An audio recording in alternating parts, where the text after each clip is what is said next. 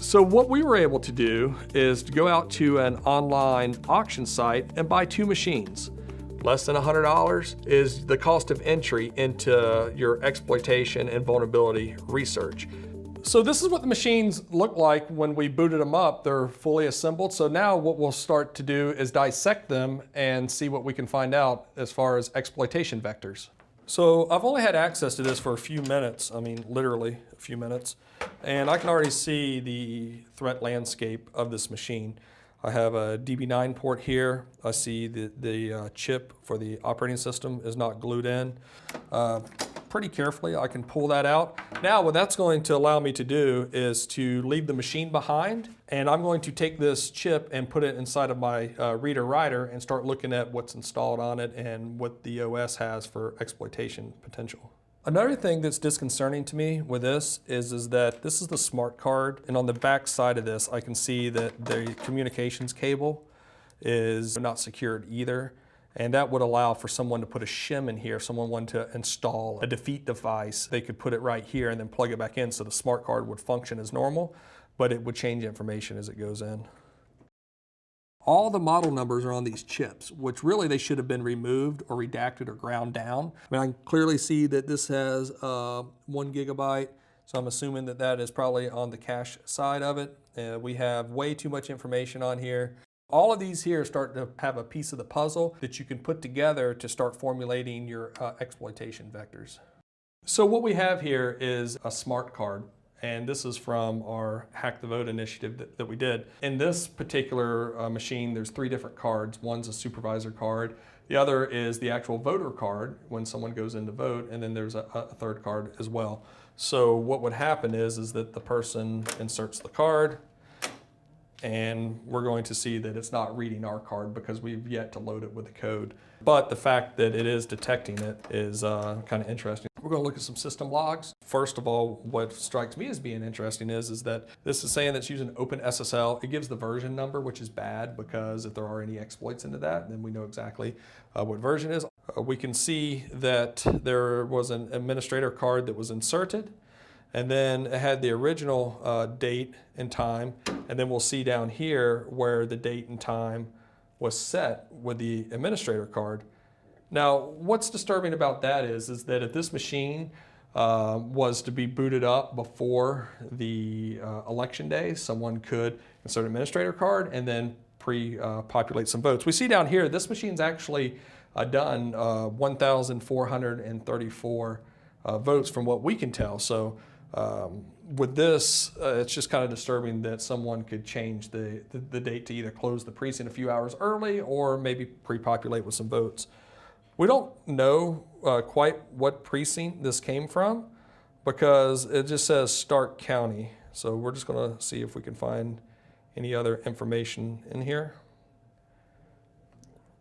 So what we see here now is 122 Myers Lake A, maybe Avenue. And that M Lake _ Can, don't know, maybe Canton, Ohio. And it says Party Democrat. So it says that there was a card created, and I guess maybe they are tracking the card is for a Democrat or maybe some other party affiliation.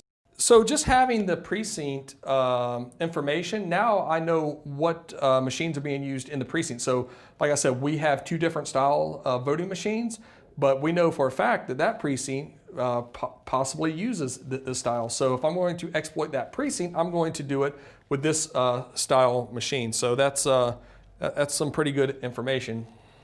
So if we look through here, whoa, what is this? What is this? Yeah, this isn't good here. So apparently something, let's see, something through this error. And with errors, you get a lot of information that could help. All right, so this machine error log was written on March 2013. However, this error was thrown in 6/11/2012. So to me, I would be looking at when the election happened. Did this error come before the election, during the election day, or after the election? But looking through here, there's a lot of information that we can gather. We see things like winstock.dll, so we know there's some communications that can happen here. Toolhelp.dll, all of these are DLLs that are associated with Windows components, but what that will allow us to do, things like with taskmon and stuff like that, is to see, are there any exploits into these sub-processes? If so, it may lead to exploitation inside the machine. We also see that it's probably the main program is this ballot station.exe. We see a lot of those in there. So all these error logs are very good clues to what's going on. And the one thing that we found that was interesting was a little bit of clear text in here is TAHOMA. So not sure what that is. Maybe we will look and see if there's a candidate with that name or something, because that could let us know what was being displayed on the screen at the time the error was thrown. So you could imagine if someone had an exploit into this, and every time someone tried to vote for that candidate, it throws an error and says, vote tabulated or stuff like that. So all of these things are telltale signs into what's happening with the machine. And with this error message, I'm going to research further and see if I can deduce what actually happened when this error message was thrown. So what we have here is the what they call the security status, right? And so here is the key hash where you see that they're using 128-bit AES encryption, which is good. But the one thing that's a little bit on the disturbing side is that this key has expired in July of 2013, but the issuer here doesn't appear to be one of the major issuers of certificates. Not saying that that's horrible, but that means whoever issued this ticket, the whole integrity around the communications and the encryption on this device resides on where this private key is. We don't know if this is on somebody's laptop that could be stolen.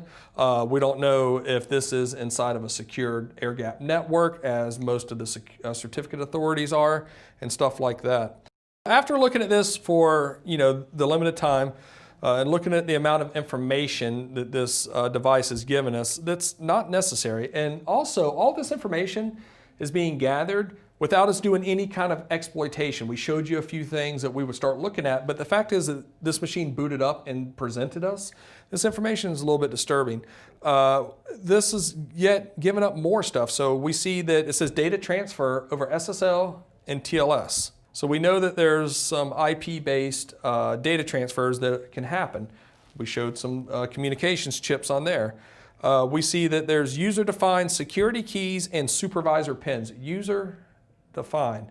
That means that probably these devices, these pins are set once they go out to whatever district it is and stuff like that, because it says it's user-defined. So yeah, there's a lot of stuff in here that is worrisome. And I'm pretty confident that with the amount of information this machine gives up, then we could develop a exploit into this, given how wide the vectors are and the landscape. So the first thing I would do is have a plan pre-formulated. And since the election data is housed on a glorified thumb drive, type thing, I would look at manipulating it that way. So it would be a simple, I walk up, I have my key for this, I pop something out, I put something in. That would be the vector. So the one thing that I am happy about is that this machine was for sale online.